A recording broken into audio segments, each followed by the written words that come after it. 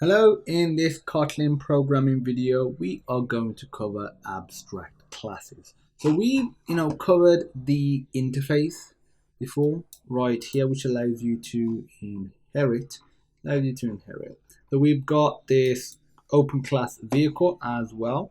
We have this class which inherits from the other class.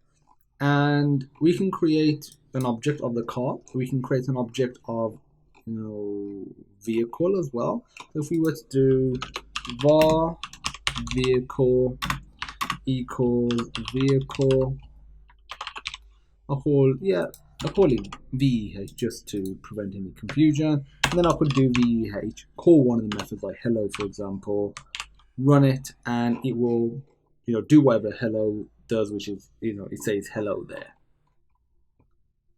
As you can see, it has run, and obviously so has the primary and secondary constructor. Okay, so all pretty simple stuff, but you may want to have a class that other classes inherit from, but you do not want to make it so it can, so you can create objects of that class. So you purely want it as a class so other classes can inherit from it. That's it. You do not want anyone to create objects of it. And to do that, it's really simple. You just, instead of the keyword open, you put the keyword abstract. Gotta spell it correctly, obviously. Abstract. Now if I scroll down, as you can see, again, it says cannot create an instance of an abstract class. And that's it. If we remove that, now run it.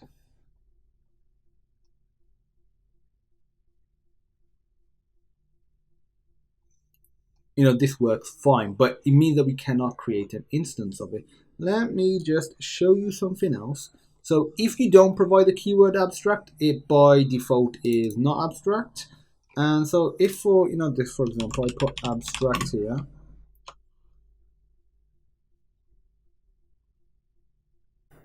so you cannot have it so it has an implementation. You will need to overload it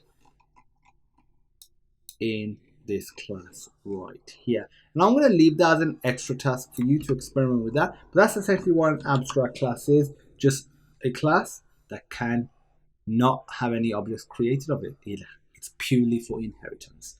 That's it. If you have any questions though, feel free to pop me a message. And as usual, I look forward to seeing you in the next video.